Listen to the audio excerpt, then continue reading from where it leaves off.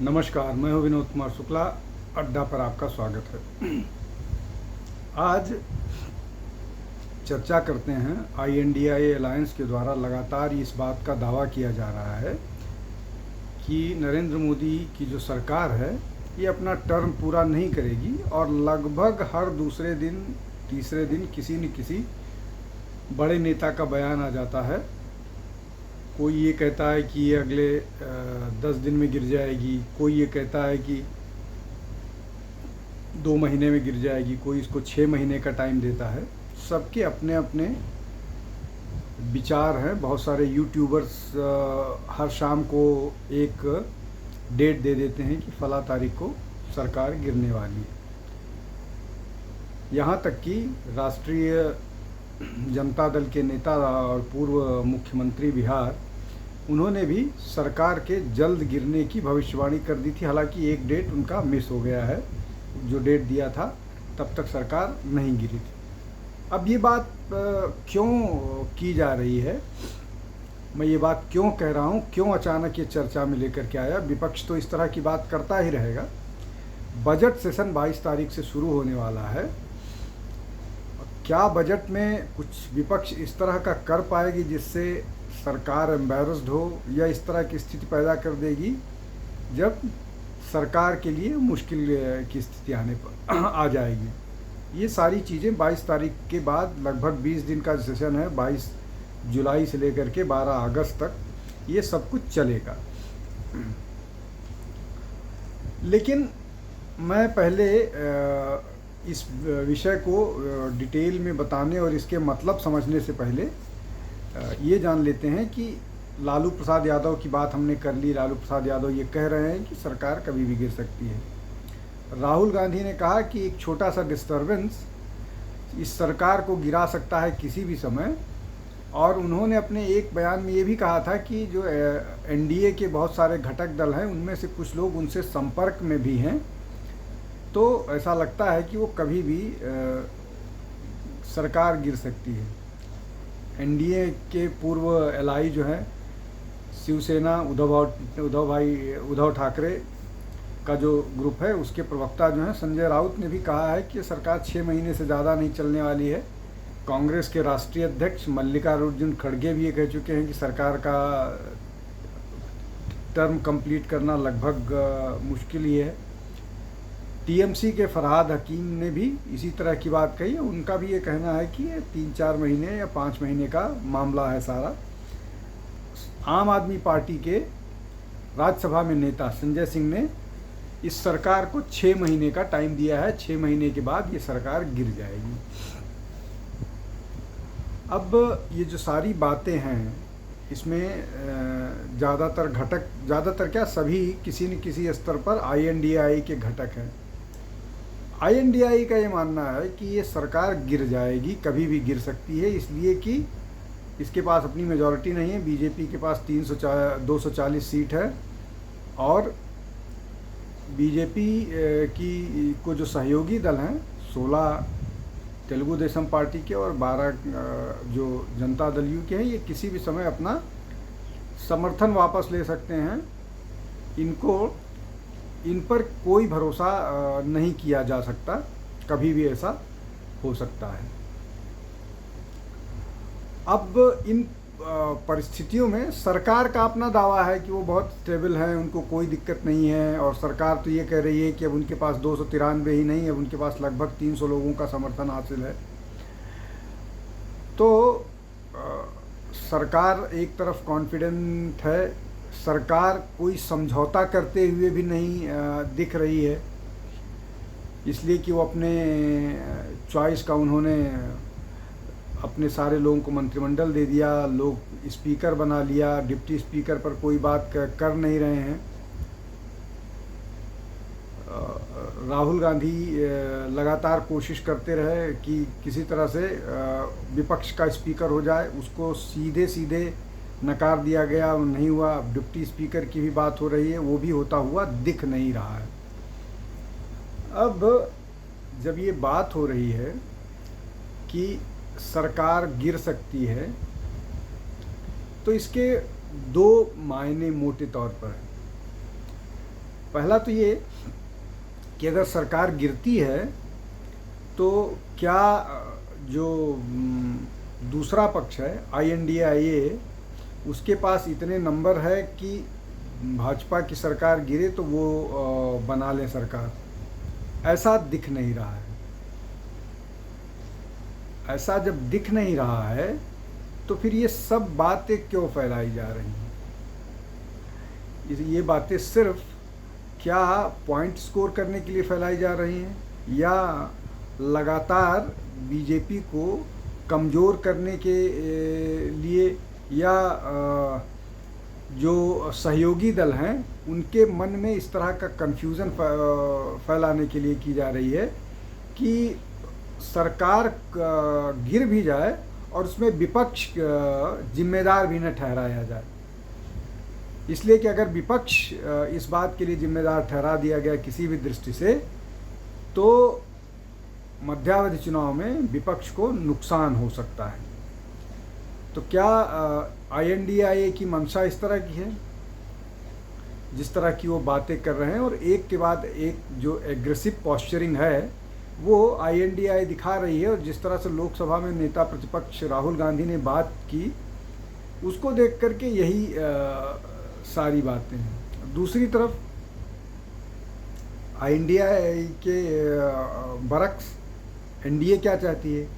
NDA पहली स्थिति में तो वो अपने बिना ये दिखाए कि उनको इस बात का डर है कि उनकी सरकार गिर जाएगी, प्रधानमंत्री बिना किसी को, चाहे वो राहुल हों चाहे वो संसद के अलावा वो कोई बात नहीं करते हैं, और न किया उन्होंने।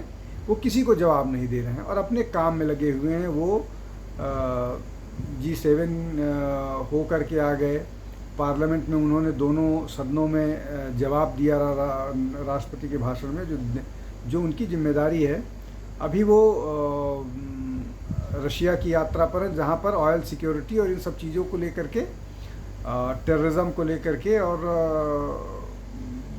और भी बहुत सारा US को बैलेंस करने के लिए, यूरोप को बैलेंस करने के लिए, इन बहुत सारी चीज़ों को लेकर के, चाइना को बैलेंस करने के लिए, इन सब चीज़ों को करने के लिए वो रशिया गए हैं, और रशिया की उनकी यात्रा अब तक बहुत सफल दिख रही है।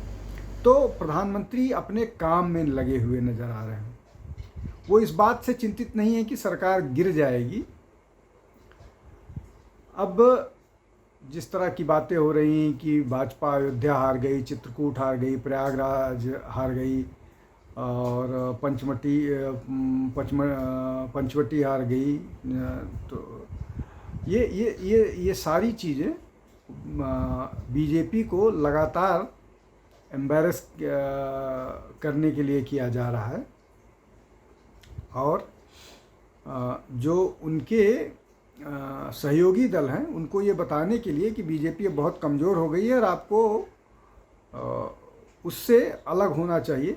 बेसिकली ये एक साइकोलॉजिकल वॉर चल रहा है, प्लस ऑप्टिक्स की बात है। इंटरनेशनल कम्युनिटी में भी ये मैसेज देने की बात है कि जिस तरह से मोदी को पहले मोदी का स्वागत होता था विदेश में, उसमें भी थोड़ा सा कमज़ोरी दिखे या कमज़ोरी आए, या लोग थोड़ा सा अलग, तटस्थ, इंडिफरेंट दिखें, जिससे मोदी की इमेज पर फ़र्क पड़े। तो ये दोनों तरफ की बातें हो गई। अब लेकिन इसमें एक बात ये भी तय है कि अगर किसी भी स्थिति में सरकार गिरती है तो ये निश्चित तौर पर नहीं कहा जा सकता कि उसका लाभ सीधे सीधे विपक्ष को मिलेगा। सरकार अगर गिरती है तो भाजपा के पास फिर वही तर्क होगा कि हम जब मजबूती के साथ थे तो डेवलपमेंट का काम भी होता था, एम्प्लॉयमेंट भी होता था, और सुरक्षा भी होती थी। जिस तरह से नई सरकार के आने के बाद टेररिस्ट अटैक्स बढ़े हैं, उसका मैसेज अक्रॉस द बॉर्डर भी गया होगा कि मोदी कमज़ोर हुए हैं, शायद अब पहले जैसी स्थिति ना रहे, इसलिए उन्होंने अपनी आतंकवादी गतिविधियों को भी बढ़ाया है। और इन सब चीज़ों के लिए विपक्ष को जिम्मेदार ठहराया जाए, मतलब इन सब को फ्रैक्चर्ड मैंडेट को जिम्मेदार ठहराया जाएगा, और फिर बीजेपी मजबूती के साथ आ सकती है। लेकिन इसका दूसरा पक्ष भी है कि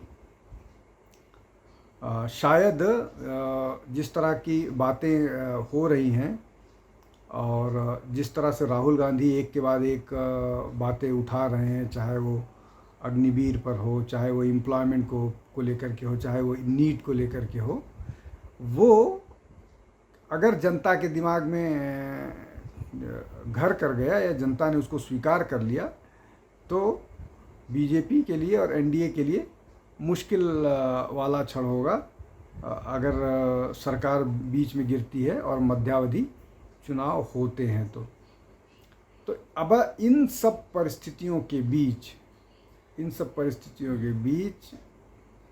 जो स्थितियां हैं, राहुल जिस तरह से लगातार यात्रा कर रहे हैं और वो पूरी इस कवायद में लगे हुए हैं कि सरकार पर इतना दबाव बने, इस तरह की स्थिति बने कि सरकार क्रम्बल करे, सरकार निर्णयों में गलती करे, सरकार दबाव में निर्णय करे, जिसको वो इस तरह से भी भुनाएंगे कि विपक्ष ने दबाव बनाया तब सरकार ने इस तरह का निर्णय लिया। तो ये भी एक रणनीति का हिस्सा है। अभी कम से कम शपथ ग्रहण से अब तक सरकार पार्लियामेंट के 3-4 दिन का जो सेशन था उसको छोड़ करके सरकार लगातार डिफेंसिव ही नज़र आ रही है। हालांकि इसमें बहुत सारे फैक्ट्स ऐसे हैं जो व्यक्तिगत हम लोग को भी की भी बात है, उसमें बहुत सारे फैक्ट्स को लेकर के भी